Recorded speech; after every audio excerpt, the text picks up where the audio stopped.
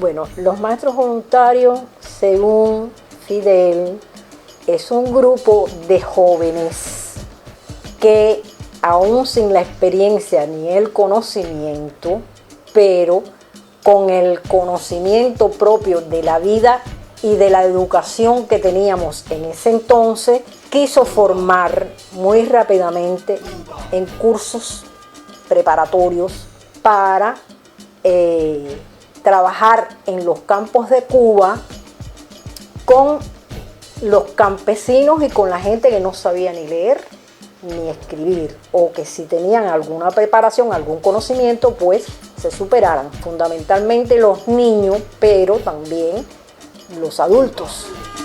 ¡Cuba! Me llamo Ana Amalia Cardona Proenza. Tengo 76 años de edad. Soy maestra y soy además especialista en investigaciones psicofisiológicas.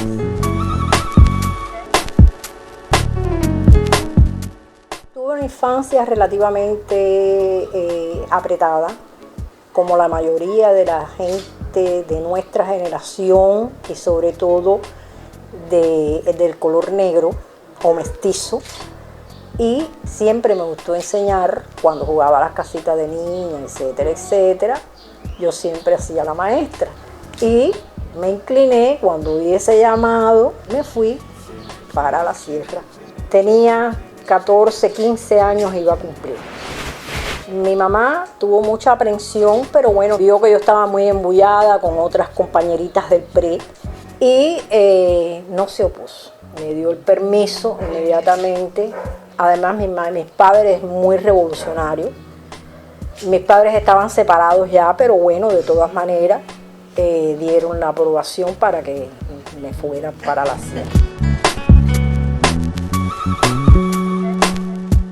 Estuve en el campamento La Magdalena aproximadamente 3 meses en la Sierra Maestra, La Magdalena de la Sierra Maestra, allá en Minas del Frío. Tuvimos preparación pedagógica con profesores, una preparación bastante rigurosa porque no era la preparación solo pedagógica, sino la preparación de los trabajos que íbamos a pasar en las diferentes regiones donde nos ubicaran, porque éramos maestros de montaña.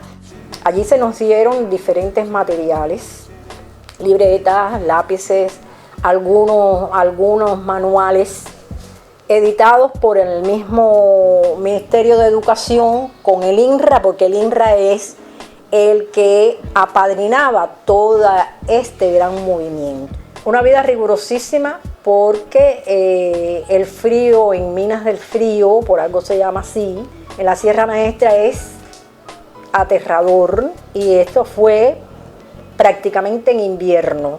Estábamos separados en barracones y teníamos un jefe de campamento que era el que se dedicaba al abastecimiento, a las condiciones de vivienda como tal. Ellos tenían un consejo de dirección que estaba compuesto por este jefe de campamento y los profesores propiamente dichos.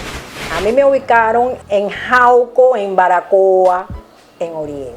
Ese cuartón se llamaba La Sabrosa de los Tibes. Había radios de pila que ellos tenían y que oían cómo estaba la situación en Cuba, la falta que hacía de que se superaran. Estaban al tanto de lo que era la alfabetización, estaban al tanto de toda esta situación. Y ellos facilitaron aquella casa que tenían prefabricada, sin paredes, pero bueno, techo y horcones, y la facilitaban. Hicieron unos bancos de madera y en esos bancos, con aquella mesa, era donde nosotros dábamos las clases. Fueron unos campesinos muy buenos, muy acogedores, la verdad. Ellos aprendieron de nosotros, pero nosotros también aprendimos mucho de ellos. Pues aprendimos a cocinar diferentes tipos de cosas, aprendimos a cocinar diferentes tipos de platos característicos de esa región. Comíamos el famoso fongo, que es plátano con coco, riquísimo, exquisito, sí, y otras cosas, chorote, que era chocolate, que era un chocolate. Usted acuérdese que Baracoa es la zona propia del cacao y ellos sacaban aquel chocolate, lo hacían ellos con harina, con diferentes tipos de cosas, y también aprendimos de eso y ese era nuestro desayuno todos los días. O sea que había esa doble integración de ida y vuelta.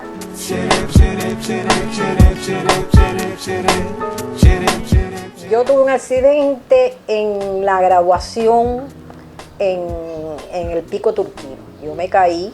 El gran desafío era que cuando había mucho frío, yo me quedaba prácticamente inválida de las piernas.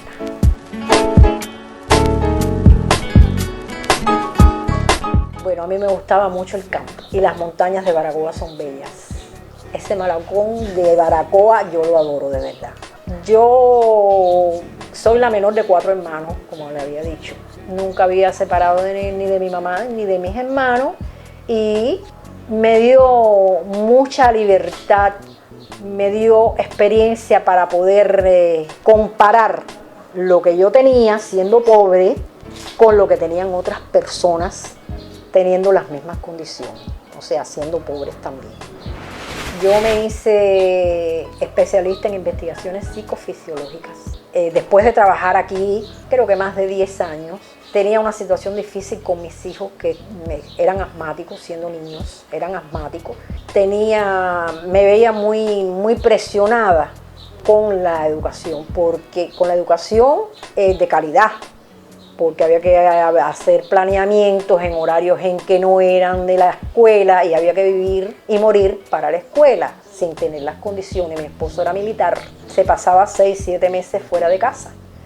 Y en ese de entonces me ofrecieron oportunidades de trabajar en el Hospital Naval en aquella época y estudiar una técnica, y fue lo que hice. Estudié una técnica y después me fui superando y llegué a ser profesora de la misma técnica y de otras técnicas afines a lo mismo. Siempre maestra, siempre maestra.